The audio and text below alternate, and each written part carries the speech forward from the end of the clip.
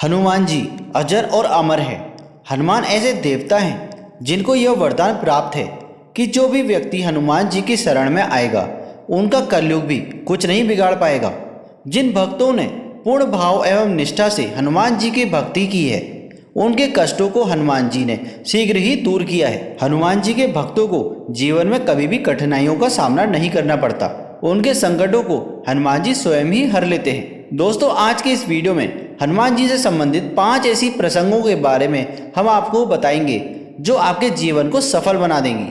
Video को शुरू करने से पहले अगर आपने हमारा चैनल मेयांशु इंस्पायर्ड को अभी तक सब्सक्राइब नहीं किया है तो हमारे चैनल को सब्सक्राइब जरूर कर लें। तो पहला प्रसंग है, रामचरितमानस में हनुमान जी को महावीर कहा गया है। शास्त्रों में वीर शब्द का उपयोग बहुतों के लिए किया गया है, जैसे भीम, भीष्म, मेघनाद, रावण इत्यादि, परंतु महावीर शब्द मात्र हनुमान जी के लिए ही उपयोग किया गया है। रामचरितमानस के अनुसार वीर वो हैं जो 5 लक्षणों से परिपूर्ण हो: विद्यावीर, धर्मवीर, दानवीर, कर्मवीर, बलवीर। परंतु महावीर वो हैं जिसने 5 लक्षण से युक्त वीर को भी अपने वश में कर रखा था। भगवान श्री राम में 5 लक्षण थे और हनुमान जी ने उन्हें भी अपने वश में कर रखा था। रामचरितमानस की ये चौपाई इसे सिद्ध करती है: सुमीर पवन सुत पावन नामू, अपने वश करी राखे रामू।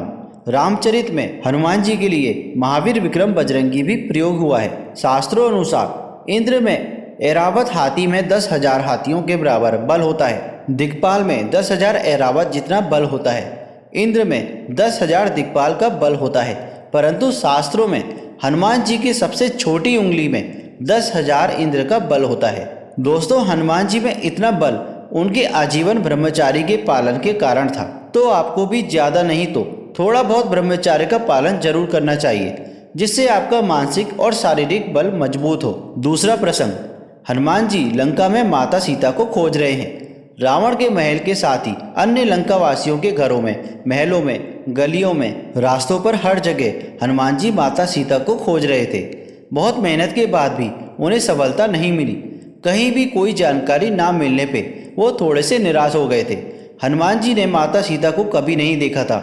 वे सिर्फ माता सीता के गुणों को जानते थे। वैसे गुण वाली कोई स्त्री उन्हें लंका में नहीं दिखाई दी। अपनी इस असफलता की वजह से वे कई तरह की बातें सोचने लगे।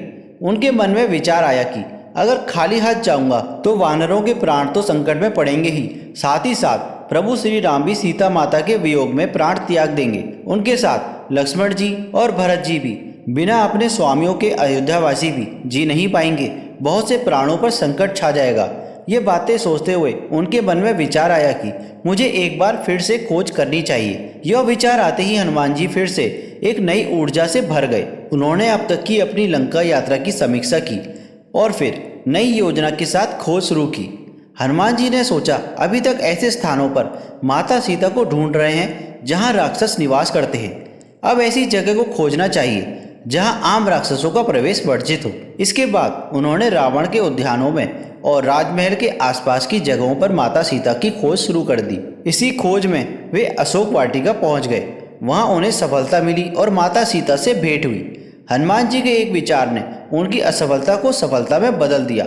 दोस्तों, आज अधिकतर लोग किसी काम में असफल होने से निराश हो जाते हैं। ऐसी स्थिति में हमें एक बार फिर से कोशिश करनी चाहिए। निराशा से बचना चाहिए, उत्साह बनाए रखें और पूरी ईमानदारी से सफल होने तक कोशिश करते रहना चाहिए। तीसरा प्रसंग है, एक बार माता सीता ने हनुमान जी से प्रसन्न होकर उन्हें हीरो का हार दे दिया था और बाकी सेवकों को भी उनको भेंट करने स्वरूप मोतियों से जड़े रत्न दिए।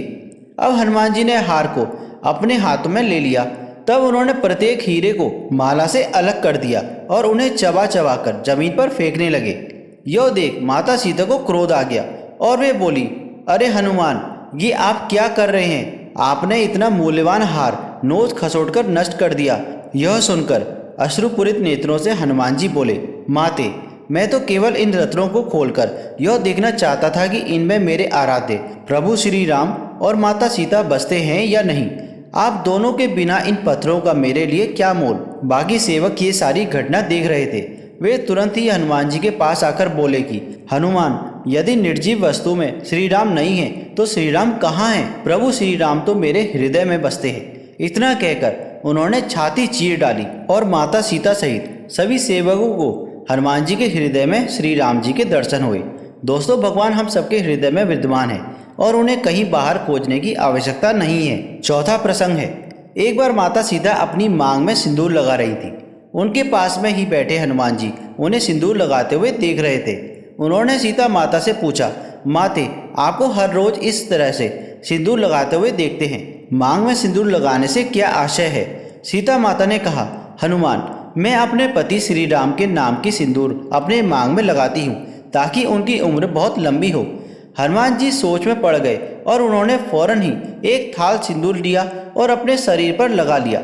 उनका पूरा शरीर लाल सिंदूर से रंग रंग हो चुका था। सीता माता ने यह सब देखकर हंसते हुए बोली, हनुमान, इसका क्या अभिप्राय है? हनुमान जी ने उत्तर दिया, माते, मैंने भी श्री राम के नाम का सिंदूर पूरे शरीर में भर लिया है ताकि उनकी असीम कृपा मुझ पर हमेशा बनी रहे और मेरे प्रभु, मेरे आराध्य की उम्र इतनी लंबी हो कि मेरा संपूर्ण जीवन उनकी सेवा में ही बीते। हनुमान जी के इन वचनों को सुनकर माता सीता का हृदय गदगद हो उठा। दोस्तों, इस जीवन को ईश्वर की भक्ति और सेवा में अर्पण कर देना चाहिए। पांचवा प्रसंग है, जब हनुमान समुद्र पार करके सीता माता को खोजने के लिए लंका पहुंचे तब वे रावण के छोटे भाई विभीषण के पास गए।